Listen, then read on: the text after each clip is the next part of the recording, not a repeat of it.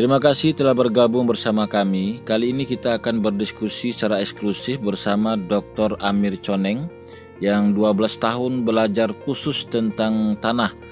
Jadi bagaimana perspektif Al-Quran tentang tanah? Maka mari ikuti dialog berikut ini. Silakan menyaksikan. Kalau kita coba buka Quran, itu pengertian tentang tanah menurut Quran itu sangat luas dibandingkan kita di Indonesia sehari-hari. Kalau di Indonesia sehari-hari itu kita mengenal tanah itu hanya dua kata saja. Kalau bukan tanah, lahan ya. Itu dalam bahasa Inggrisnya itu soil and land. Soil and land. Nanti sifat-sifat yang lain itu adalah sifat-sifatnya, misalnya clay itu berliat, sand berpasir. Tapi kalau dalam Al-Quran itu sampai 17 kali itu kata jenis tanah itu. Luasnya pengertian itu. Misalnya kata tin itu tanah. Turab itu juga tanah. Lasib itu juga tanah. Sosol itu juga tanah. Bakhor itu juga tanah. Balat itu sering diartikan juga sebagai tanah. Wal baladut thayyib yakhruju nabatu bi'izni rabbih. Tanah yang subur itu akan menghasilkan tanaman yang subur pula bi'izni rabbih. Tapi itu terjadi seizin Tuhan. Ardi juga itu tanah, sering diartikan tanah, walaupun sering diartikan sebagai bumi. Wa ansa'akum minal ardi wasta'marakum fiha. Dia menjadikan kamu dari tanah dan hendaklah engkau memakmurkannya. Jadi tanah itu harus dimakmurkan. Jangan berbuat kerusakan terhadap tanah. Dari banyak persepsi tanah 17 ini, sehingga pengertian tanah itu sangat luas menurut Quran. Nah, itu sebabnya Adam dikatakan, Adam itu diciptakan dalam hadis, Adam itu diciptakan dari kumpulan tanah. Min jamil ard.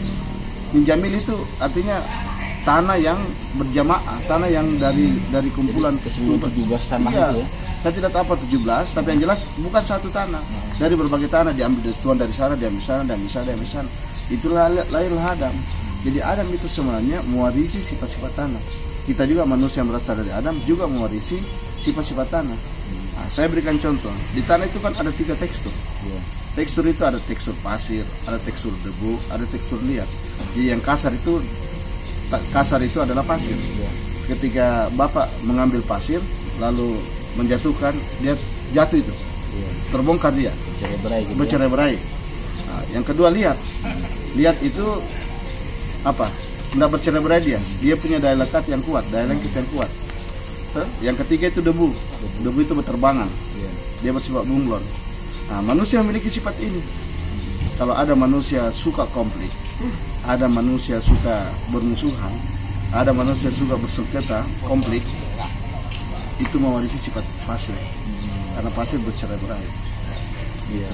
Tapi kalau ada manusia itu hubungannya dengan orang lain bagus sekali, silaturahminya bagus. Tadi berasal dari lihat. Terus ada manusia tergantung dari sikonnya. Terkadang dia baik pada kondisi ini, tidak baik pada kondisi ini. Terkadang dia baik pada orang ini, tidak baik pada orang itu. Itu bersifat bunglon itu debu itu. Jadi berterbangan. Limplan gitu ya. Limplan. Habis di sana bagus, di sana tidak bagus. Tapi untung juga ada debu. Karena debu inilah sebenarnya dipakai untuk bertayamum.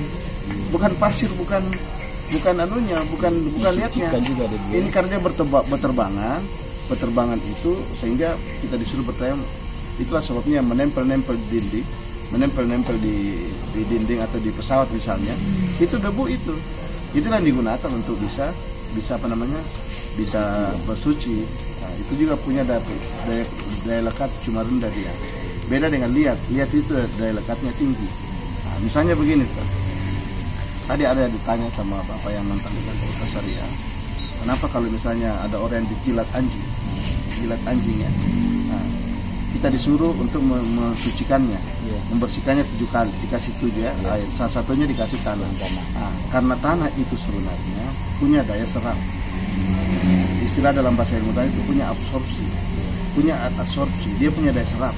Jadi ketika orang misalnya dijilatin oleh jilatin anjing, itu sifat-sifat yang tidak baik dari anjing itu, maksudnya zat-zat yang tidak baik itu kan masuk ke dalam.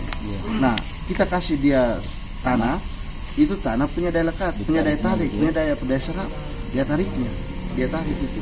Itu sebabnya begitu. Padahal di zaman Nabi kan belum ketahuan dalam konteks ini Cuma dikatakan bahwa kasih tanah, campurkan di antara 7 air itu, misalnya salah satunya itu dikasih dengan tanah. Itu punya daya serap. Terus ada pertanyaan, bagaimana deterjen? Nah, kalau deterjen sebagian besar hanya membersihkan di permukaan, dia tidak masuk ke dalam. Jadi kalau misalnya ada najis di sini, kita kasih deterjen, kasih air, itu luarnya saja, tidak dalamnya ditarik. Jadi kecuali kalau ada deterjen, sampai sekarang saya belum menemukan deterjen yang punya dasar seperti itu. Nah, tidak boleh ganti deterjen. Jadi bahannya dari tanah nanti ya? Iya, kecuali bahannya dari tanah. Boleh kasih deterjen dulu, tapi kasih tetap tanah, misalnya begitu. Jadi dia menghapus di permukaan saja. Itulah yang saya katakan dalam ilmu tanah itu ada absorpsi, ada absorpsi. Absorpsi itu hanya sebagian. Deterjen itu absorpsi hanya sebagian saja, tidak yang lain ke dalam. Tanah punya bagian yang ke dalam itu. Itu luar biasa tuh. Kelemahan kita dalam dunia pendidikan sebenarnya, kalau seperti saya ilmu tanah ini, kelemahannya apa?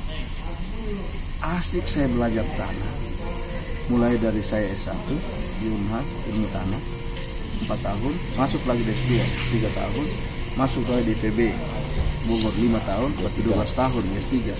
Itu belajar tanah terus. Satu pun dosen saya tidak pernah mengkaitkan tanah dengan penciptaan. Padahal tanah itu kan makhluk, ciptaan, ada penciptanya. Itu yang saya bahas kemarin itu inna fi khalqis samawati wal ardh, dalam penciptaan. Ketika kita berbicara penciptaan, minimal ada 2 unsur dalamnya. Ada unsur pencipta, ada unsur ciptaannya.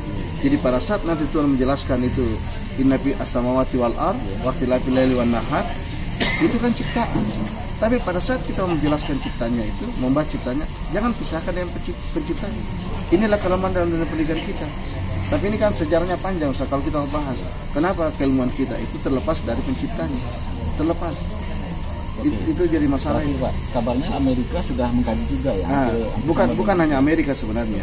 Cuma Amerika itu sekarang punya pengklasifikasian tanah yang lebih bagus dibandingkan Indonesia, dibandingkan Rusia, dibandingkan Kanada. Dia punya bagus karena sistemnya terbuka. Maksudnya terbuka itu apa? Sekali waktu ada ditemukan tanah baru, misalnya ada di Solok di sini ya, kita ambil sifat-sifat tanahnya, terus dipelajari, dia punya ini semua, kan ada macam-macam itu. Terus dikumpulkan ke Amerika. Ternyata sifat tanah yang ditemukan di Solok ini tidak ada pada sifat tanah yang sudah ada sekarang.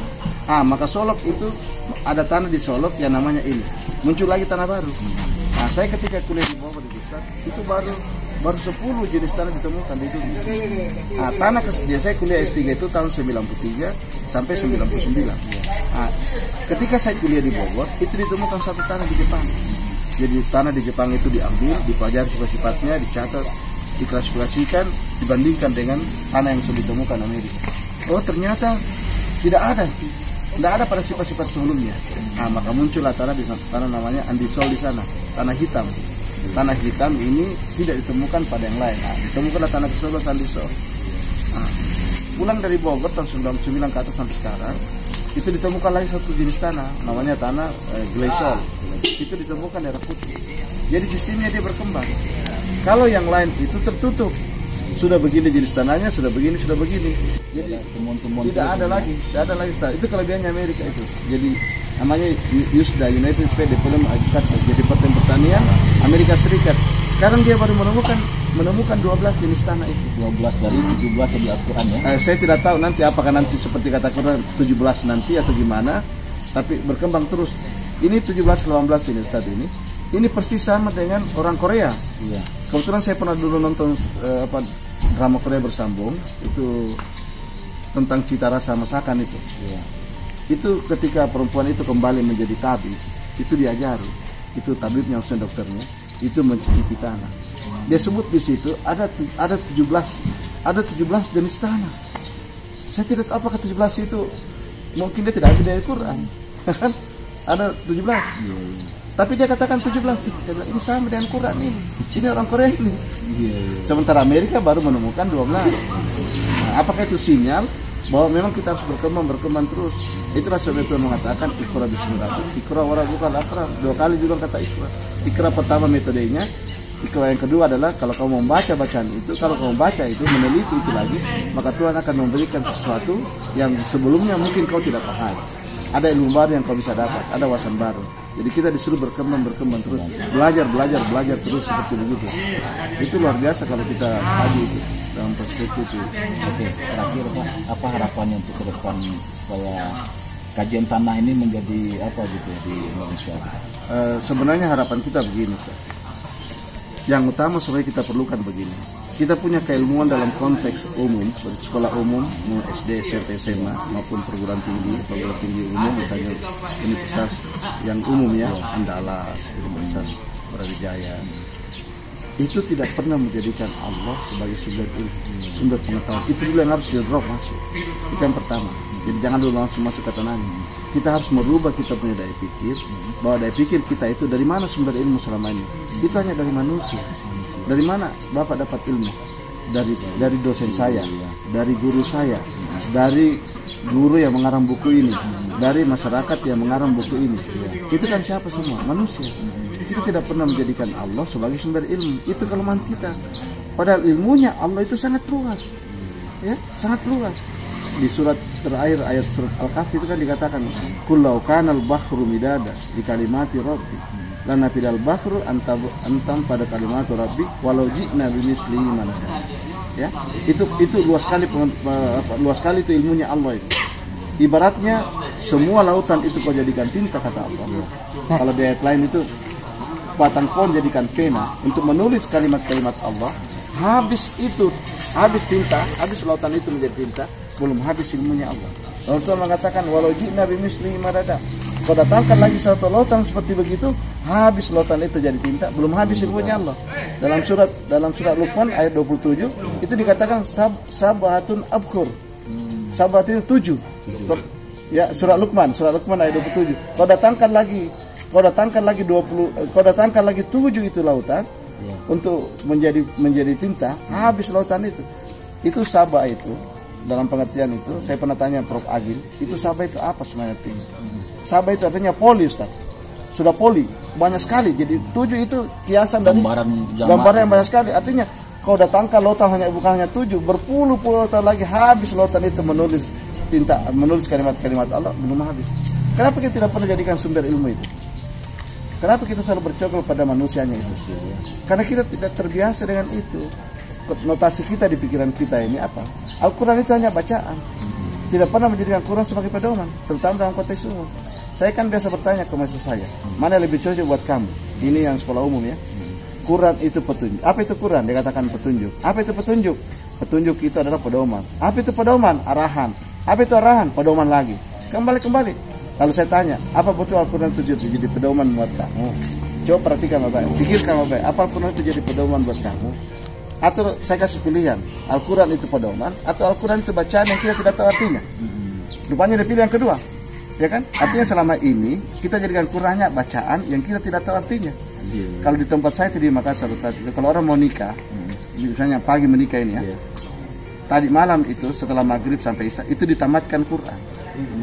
Di sini juga begitu. Iya, ada ya. Dituntun, dia baca surah Wadduha sampai surat Al-Fatihah. Ya, sama ya? Takdim namanya. Ya, itu calon pengantin kan dikasih begitu. Ya. Artinya tamat Quran sebenarnya itu pengertiannya. Tamat dalam pengertian mungkin tamat bacanya. Tapi artinya dia tahu. Maka lebih cocok bagi mereka itu Al-Quran itu adalah bacaan yang kita tidak tahu artinya. Nah, dibandingkan jadi pedoman. Kalau pedoman apa sebenarnya? Saya mau nikah. Maka saya cari ayat tentang nikah dalam Quran. Oh ternyata nikah dalam Quran itu ada 12 kata, ada 12 surah. Ya, pelajarilah 12 itu. Kalau perlu baca tafsirnya. Karena kalau belajar tafsirnya kan lebih luas kita punya pengertian dibanding terjemahnya, Ustaz. Makanya saya selalu katakan, kalau ada kau punya uang 2 juta lebih, belilah satu tafsir. Mau tafsir Al-Misbah sudah menggabungkan dengan konteks-konteks modern. Itu kan luar biasa itu. Karena berbeda kita baca terjemahan dengan tafsir.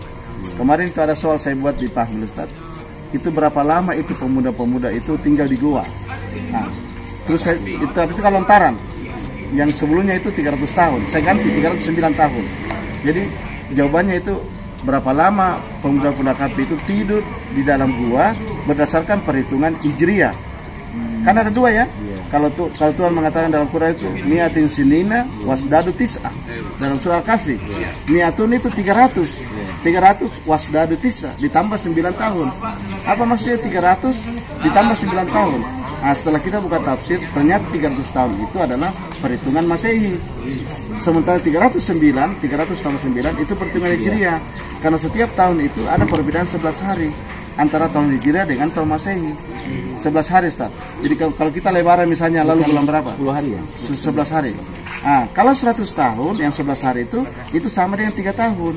Jadi dalam 100 tahun itu 3 tahun perbedaannya. Dalam 200 tahun itu 6 tahun. Dalam 300 tahun itu 9 tahun. Makanya dikatakan wasabil lisan. Terus ada yang mengatakan begini. Tahun Hijriah itu kan apa? Kalender Islami. Tidak. Islam itu mengakomodir Hijriah maupun Masehi. Itu ayat tadi itu. Itu niatin sini wasdadu tis'ah. Itu apa gitu Ustaz ya? Seperti begitu. Semakin berkembang ini. Panjang kalau kita mau diskusi ya. Waalaikumsalam.